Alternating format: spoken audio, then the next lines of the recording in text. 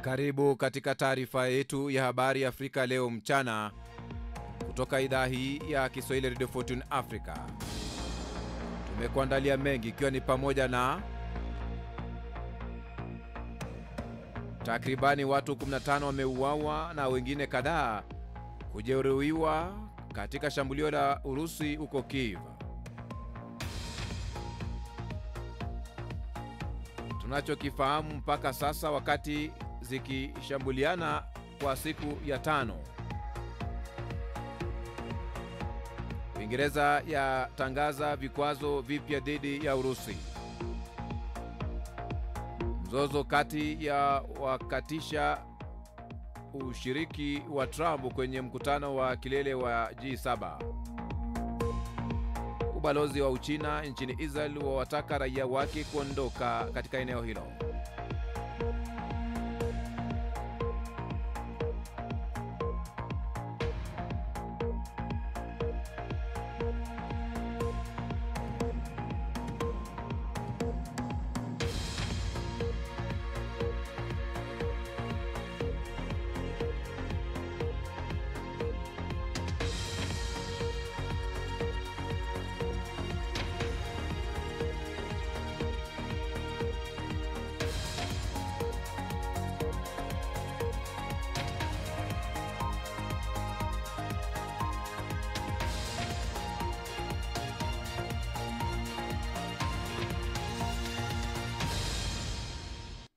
Naam, na tumai bweri wafe pote pale ulipo duniani kwa moyo mkunjufu na mikono miwili. Ujambo na karibu kwenye taarifa yetu ya habari Afrika leo mchana kutoka idhaa hii ya Kiswahili Radio Fortune Africa. Jina langu ni Kantona Joseph. Makumi ya Wapalestina zaidi wameuawa na wengine wengi kujeruhiwa katika kisa cha hivi punde karibu na eneo la kusambaza misaada huko Gaza. Wizara ya afya inayosimamiwa na Hamasa imesema kuwa watu 45 wameuawa kwa kupigwa risasi na wanajeshi wa Israel.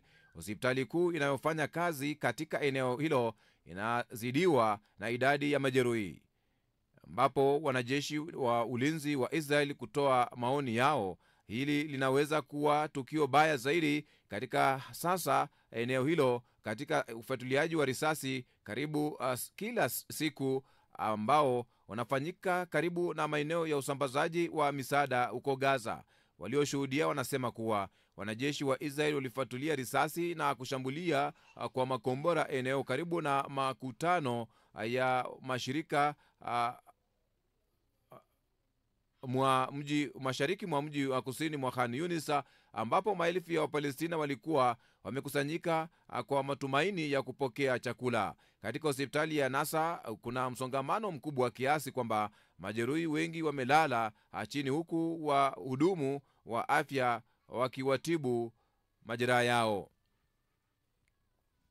Takribani watu 15 wameuawa na makumi ya wengine kujeruhiwa katika mashambulio ya Urusi katika mji mkuu wa Ukraine Kiev, maafisa wamesema. Shambulio hilo lililotokea usiku wa kuamkia Jumanne lilikuwa mojawapo ya mashambulio makubwa zaidi ya mabomu katika mji wa Kiev tangu kuanza kwa uvamizi huo mkutano zaidi wa miaka 3 iliyopita.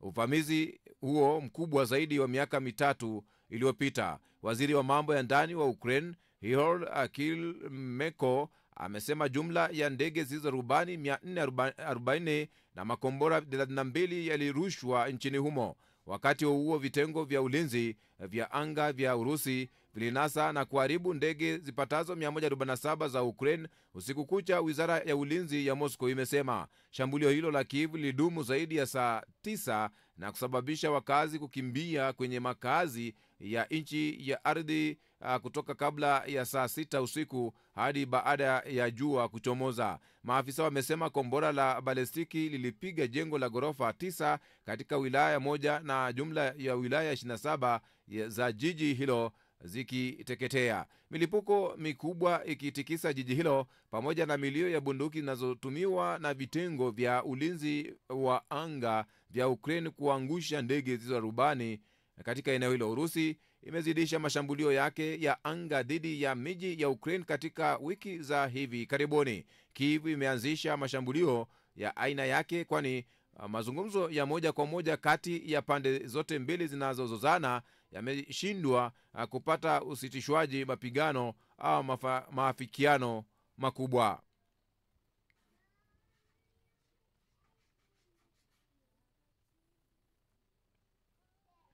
Tumekuwa tukiripoti wimbi jipya la mashambulio wa Iran katika eneo la kati la Israel, wakati Tehran ikijibu mashambulio ya Israeli katika maeneo yake ya kijeshi na miundombinu mingine. Na katika saa chache zilizopita, rais wa Marekani Donald Trump ameondoka kwenye mkutano wa kilele wa G7 nchini Canada mapema, huku ikulu ya Marekani ikithibitisha kuwa ana mambo muhimu ya kuyashughulikia huko Washington. Aliandika kwenye mtandao wake wa kijamii muda mfupi baada ya kupanda Air Force One na kusema licha ya maoni ya rais wa Ufaransa Emmanuel Macron hakuondoka G7 kufanya kazi ya kusitisha mapigano. Iran na Israel zimeshambuliana kwa siku 5, ingawa mashambulio hayakuwa makali kuliko hapo awali. Mwandishi wa habari Mashariki ya Kati Hugo Bachega ameripoti. Israel inasema malengo kadhaa ya kijeshi magharibi mwa Iran yalipigwa katika mashambulio ya usiku kucha, ikiwa ni pamoja na makombora ya ardhini na maeneo ya kuhifadhi ndege zisizo na rubani. Nchi za G7 zimetoa taarifa zikihimiza kupungua kwa uhasama na kuitaja Iran kuwa chanzo kikuu cha ukosefu wa utulivu na ugaidi katika kanda hilo la Mashariki ya Kati. Msongamano mkubwa wa magari unaonekana Tehran na foleni inaongezeka kwenye vituo vya mafuta, huku wakazi wakiuama mji huo. Uingereza inatarajiwa kuweka wazi vikwazo vipya dhidi ya Urusi vilivyopangwa kuzuia vita vya Putin pamoja na mashirika wengine wa Ukraine siku ya Jumanne. Waziri Mkuu Keir Starmer amesema hatua hiyo itaongeza shinikizo la kiuchumi kwa ikulu ya Kremlin kumwonyesha Vladimir Putin ni kwamba maslahi yake ya Urusi kuonyesha kwamba ana nia ya dhati kuhusu amani. Hata hivyo, inaonekana kutokuwa na uwezekano kwamba Marekani ingejiunga na hatua hiyo baada ya Donald Trump kuashiria upinzani wake kwa hatua zaidi wakati wa mkutano wa kilele wa G7 nchini Canada, akisema vikwazo hivyo vinagharimu Marekani pesa nyingi. Wakati huo, maafisa wa Ukraine wamesema kwamba watu 16 wamejeruhiwa baada ya wimbi jingine la ndege zisizo na rubani na makombora kushambulia majengo katika mji wa Kyiv usiku kucha. Katika taarifa, Kema amesema yeye na washirika wengine wa G7 wanakamilisha hatua mpya katika mkutano wa Alberta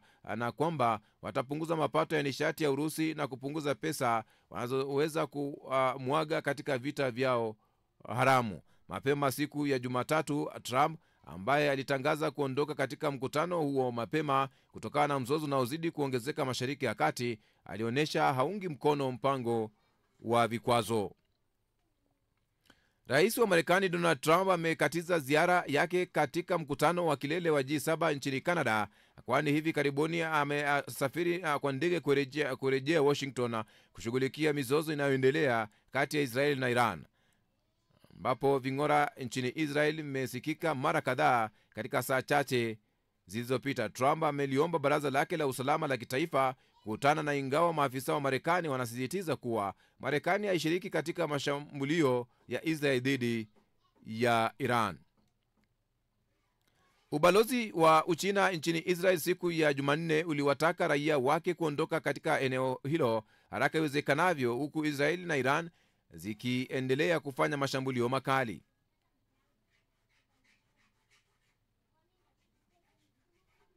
Ni taarifa ya habari kutoka idhaa hii ya Kiswahili ya Radio Fortune Africa.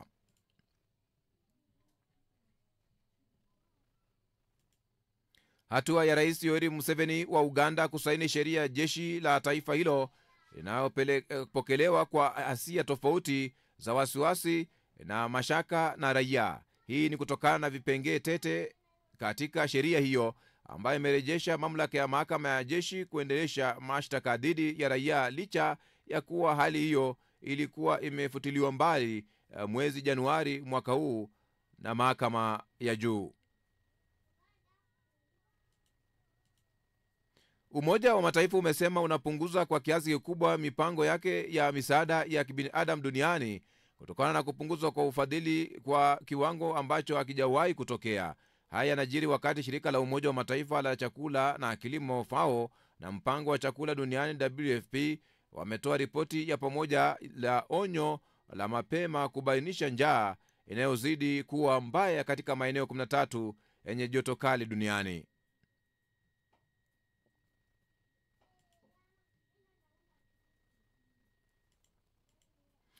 Polisi nchini Kenya wamefatua mabomu ya machozi kuwatawanya waandamanaji katikati ya jiji la Nairobi. Polisi wamelipua mabomu hayo ya kutoa machozi kuwatawanya waandamanaji katikati mwa jiji hilo kuu la Nairobi. Waandamanaji hao waliokuwa na mabango wanamtaka naibu inspekta wa polisi Eliud Lagata kujiuzulu kufuatia kifo cha kutatanisha cha mwanablogi Elbert Ojwang. Lagata alitangaza kutoka madarakani kwa muda ili kupisha uchunguzi wa kifo cha Elbert.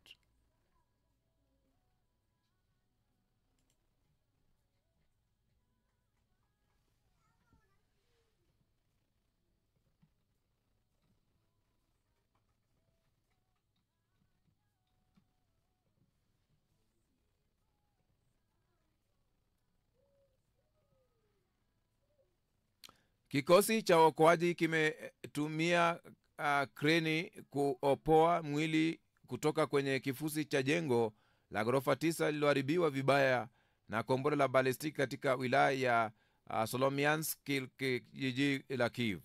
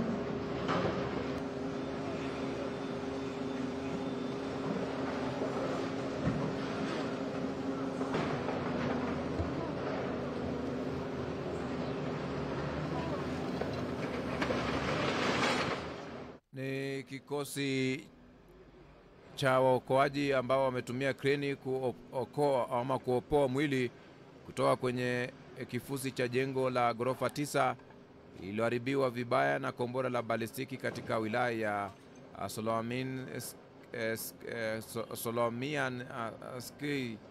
jiji la Kiev.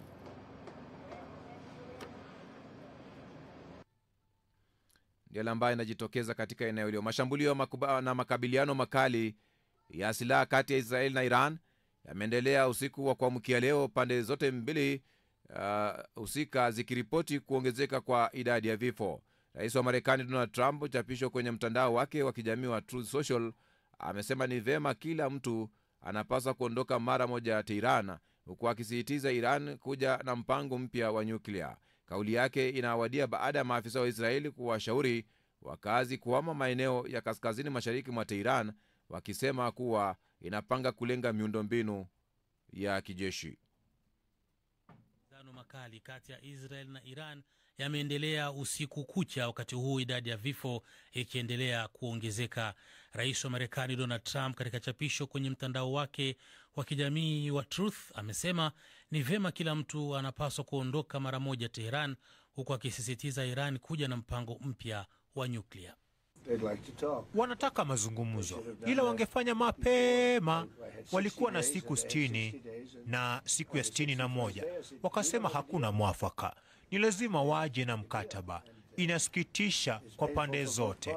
Nasema Irani haishindi hivi vita. Wazungumze sasa kabla hawajachelewa. Kauli yake inakuja baada ya maafisa wa Israel kuwashauri wakazi kuhama maeneo ya kaskazini mashariki mwa Teheran, wakisema kuwa inapanga kulenga miundombinu ya kijeshi. Afira Kunus ni mwanasiasa na mwanadiplomasia wa Israel jijini New York. Tutatimiza malengo yetu mawili: kuharibu makombora yao ya masafa marefu na mpango wa nyuklia, hata kama itachukua wiki kadhaa. Tunaendelea vizuri hadi sasa. Kwanza, tunataka kuwalinda raia dhidi ya makombora na mpango wao wa silaha za nyuklia. Hii ni hatari si tu kwa Israeli bali kwa ulimwengu. Lazima tuwe na uhakika wa kufaulu katika mpango wetu. Bado hatuna uhakika. Nadhani kuna zaidi ya sehemu 2 za nyuklia. Nam ni sauti yake Ofir Akinus, mwanasiasa na mwanadiplomasia wa Israel ambaye alikuwa akizungumza akiwa jijini New York, Marekani.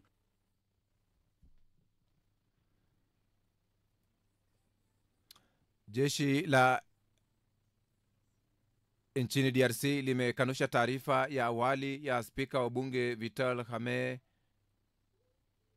kuhusu mauaji ya watu 318 katika jimbo la Tanganyika, aliyodai lilitekelezwa na watu waliokuwa wamejihami eneo la Moba usiku wa kuamkia Jumapili. Msemaji wa jeshi Sylvain Nekenge amesema taarifa hiyo ni za uongo na za kupotosha na hazina msingi wowote, na kwamba hali ya usalama eneo la Moba ya kuridhisha.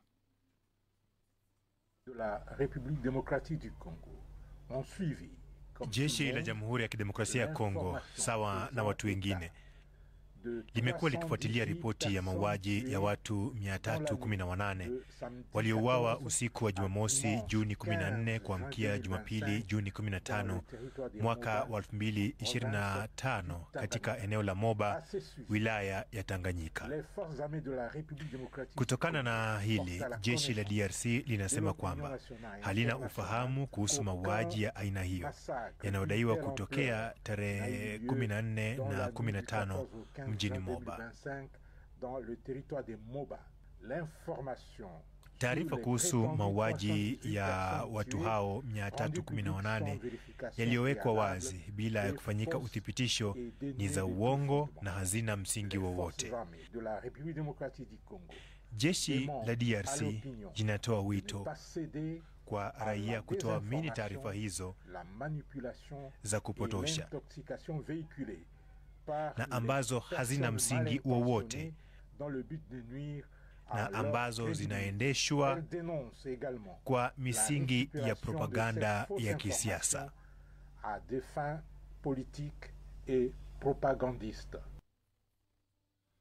Hicho ni Kifaransa hapo ambacho kina zungumzwa hapo. Shirika la habari linalomilikiwa na serikali ya Iran limedhibitisha kuuawa kwa watu 3 katika shambulio la Israel dhidi ya makao makuu ya shirika hilo. Taarifa ya shirika hilo pia imeripoti kwamba watu wengine wamejeruhiwa na wanapokea matibabu bila kuweka wazi ni wangapi wamelazwa.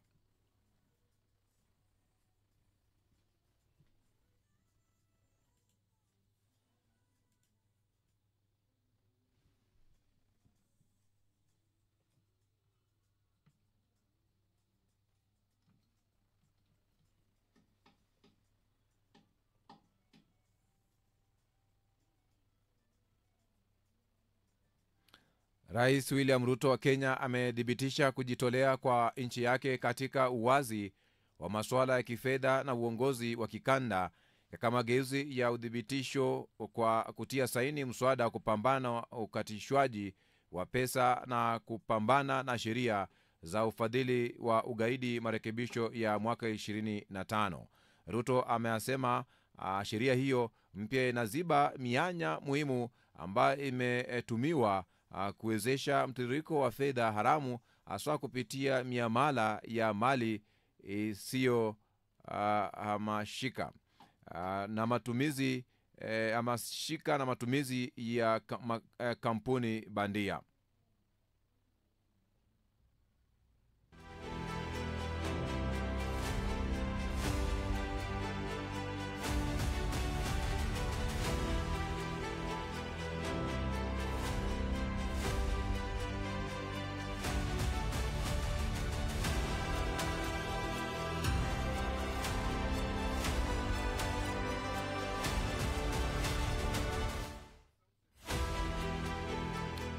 Ndio hali ambayo namna hiyo inajitokeza hapo, ambapo kwingineko maafisa waandamizi 108 kutoka jeshi la ulinzi la Rwanda RDF, polisi wa kitaifa wa Rwanda na vikosi vingine kutoka nchi 19 za Afrika wamefuzu kutoka chuo kikuu cha mafunzo ya usalama nchini Rwanda. Kati ya hao afisa mmoja anatoka Jordan.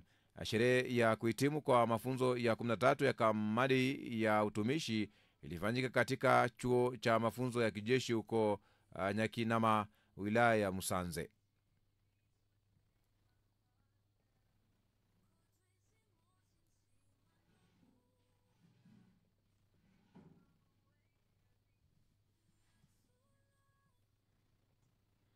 Tume ya Umoja wa Afrika imetuma ujumbe wa tathmini ya kabla ya uchaguzi mkuu nchini Tanzania uliopangwa kufanyika 28 Oktoba mwaka huu. Wataalamu hao wa Umoja wa Afrika watakuwepo nchini humo kati ya Juni 11 hadi 21 mwaka wa 25. Watafanya mkutano wa maafisa husika nchini Tanzania ili kuunga mkono mchakato unaoendelea wa uchaguzi na juhudi za serikali za uimarishaji wa demokrasia, utawala bora, utulivu na ushiriki wa wanawake katika siasa.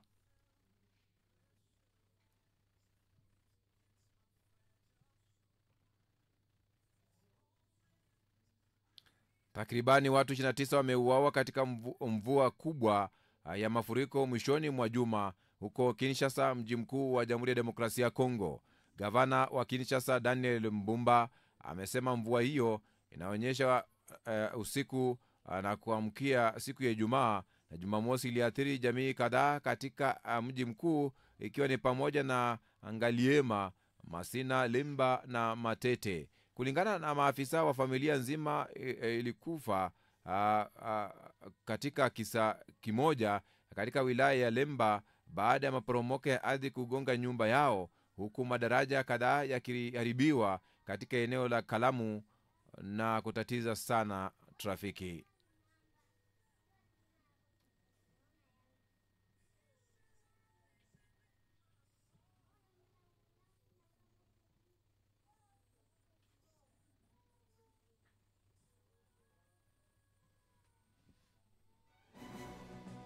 Iwapo basi unaungana nasi, ni taarifa ya habari kutoka idhaa hii ya Kiswahili Radio Fortune Africa.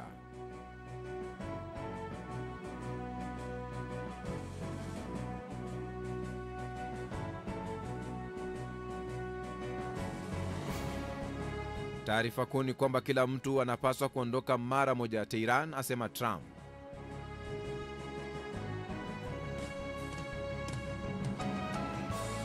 Takribani watu 15 wameuawa na wengine kadhaa kujeruhiwa katika shambulio la Urusi huko Kyiv.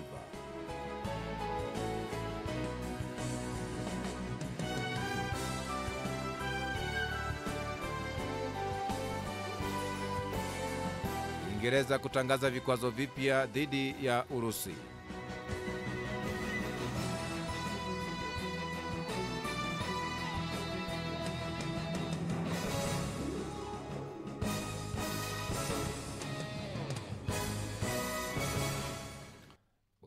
Popote pale ulipo, basi ni wakati ambapo nitasoma maoni yako kadhaa, alafu baadaye tupokee makala. Napotazama kwenye ukuta wangu hapa, na kote kule kwenye barua pepe ni kwamba Achim Jewis anasema Afrika Mashariki ni kama polisi hawatambui maadili yao. Huyo ni Chim Jewis anasema Afrika Mashariki ni polisi kuwa hawatambui maadili yao.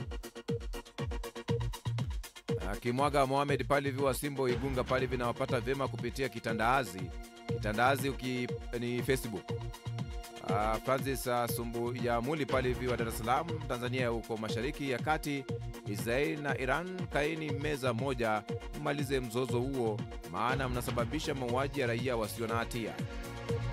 Maoni yake Francis Sumba ya Muli Palivi akizungumza ya kwake kero lile la vita kati ya Israel na Iran.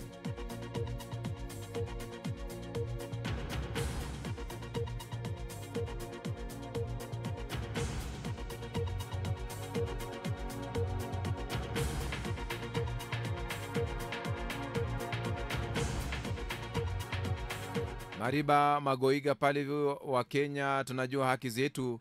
Maandamano yamezaa matunda wakati uliopita na wakati uliopo na bila shaka wakati ujao. Huyu ni Mariba Magoiga. Sasa Lang'at hana jinsi nyingine bali kung'atuka mamlakani na kufungwa jela na wale wengine wote wa Kenya. Tukisema tunatenda maoni yake. Huyu anaitwa Mariba Magoiga pale hivi. Ningependa kushauri Mariba Magoiga kwamba sio kila kitu kinahitaji unaenda barabarani kwa kuweza kugoma na kufanya mgomo, kwa sababu hiyo tabia na kasumba kama hiyo ukiacha unaambukiza wajukuu wako, itakuwa ni hatari, kwa sababu mahala ambapo migomo inaelekeza taifa ni katika uharibifu na ukosefu wa kuwa na usalama. Hautafanya chochote hata wewe mahala ambapo upo. Nahitaji kuwa na amani na kuweza kutatua masuala yetu katika njia ambayo ni ya kiheshima namna hiyo. Sio kila kitu ni barabarani na kushika mawe.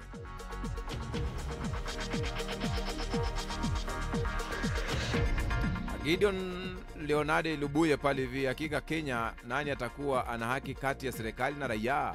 Utamaduni wa nchi ni watu, pia haki ya mtu ni masikilizano, kisha tafakari, amani, kati ukweli, upendo, kisha furaha. Wakae meza moja, wataelewana bila shaka. Watu waweze kuzungumza kwa njia nzuri na iwapo auridhishwi na kitu, basi kuna sheria ambayo unaenda kwenye mahakama, unaweka pale kesi yako. Sio kila kitu ni kwamba ni barabarani. Barabara wakati wote huwa haitatui chochote. Sanga Shabani, utulivu unahitajika wa Kenya. Mathalan, mamlaka zipo kazini, ziachieni zifanye kazi yake. Fujo na vurugu hazitabadilisha kitu kwa sasa. Naungana naye kwa sababu mahali ambapo uhuru wako unaishia, hapo ndipo uhuru wa mwingine unaanzia. Wakati ambapo uhuru wako unaishia, hapo ndipo uhuru wa mwingine unaanzia. Vijana wa Kenya wapo kiwango kingine. Usiwasifu sana, kwa sababu kiwasifu ndio watazidi kufanya mabaya zaidi. Kwa sababu kwenda barabarani sio kwamba ni kutatua chochote. Kizazi hiki sipoelezwa kwamba hayo ni makosa makubwa, kitaenda na hiyo kasumba kwenye uzee, na inji haitakuwa inji tena usipo wakataza na mapema. Ramadhan Mzelu pale hivi, Ramazan pale Mzelu wa Mbagala Kuu. Sasa huyu kiongozi ndio hali si hali.